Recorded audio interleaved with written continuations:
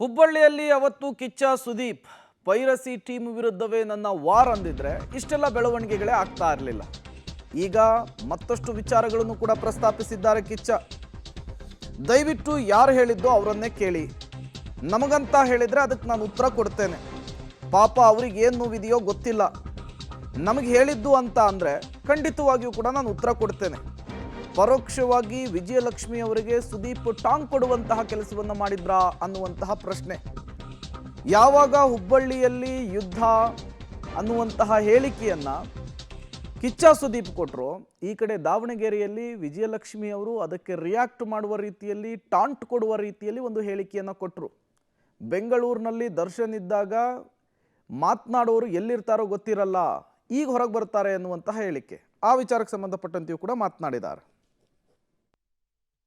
ಮಾತಾಡಿದ್ದು next day ಅಲ್ಲಿ ಬೆಂಕಿ ಹತ್ಕೊಂಡಿದ್ರೆ ಒಪ್ತೀನಿ, ಸೈಲೆಂಟ್ ಆಗಿತ್ತು. ನೆಕ್ಸ್ಟ್ ಡೇ ಇವತ್ತು ಬೆಳಗ್ಗೆಯಿಂದ ಯಾಕೋ ನ್ಯೂಸ್ ಆಯಿತು, ನನಗೆ ವಿಚಾರನೇ ಗೊತ್ತಿಲ್ಲ.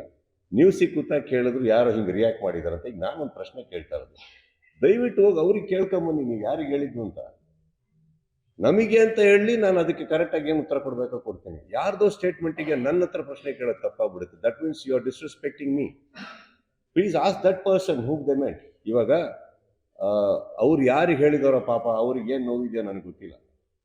ನನ್ನ ಬಗ್ಗೆ, ನಲ್ಪಾಡ್ ಬಗ್ಗೆ, ರಾಜಗೌಡ್ರ ಬಗ್ಗೆ ಅಂತ ನಾವ್ಯಾಕೆ ಅನ್ಕೋಬೇಕು? ಕೇಳಿ, ಇಷ್ಟು ಕ್ಯಾಮ್ರಾ ಇದೆ, ಇಷ್ಟು ತಾಕತ್ತಿದೆ.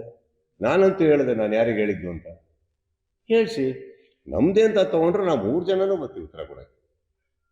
ಹೇಳ್ದೇನೆ ನಾನು ರಿಯಾಕ್ಟ್ ಮಾಡೋದು ತಪ್ಪಾಗುತ್ತೆ. ಆ್ಯಂಡ್ ಇನ್ನೊಂದು, ನಾನು ಎಲ್ಲೋ ಪ್ರಾರ್ಥನೆ ಮಾಡಿ ಯಾವುದೋ ದೇವಸ್ಥಾನದಲ್ಲಿ ಗಂಟೆ ಬಾರಿಸೋದು ನಾನೇ ನಮ್ಮ ತಪ್ಪು. ಆಮೇಲೆ ಪೂಜೆ ಮಾಡಿರೋ ಕಡೆ ಪ್ರಸಾದ ತಿಂತೀನಿ, ಇಲ್ಲಿ ಪೂಜೆ ಮಾಡ್ತಾ ಇದೀನಿ, ಪ್ರಸಾದ ಇಲ್ಲಿ ಯಾಕೆ ತಿನ್ಲಿ? Answer is right there. Go and ask with due respect. ನಮಗೆ ಹೇಳಿದ್ದು ಅಂತಂದರೆ ಖಂಡಿತವಾಗ್ಲೂ ಉತ್ತರ ಕೊಡ್ತೀನಿ.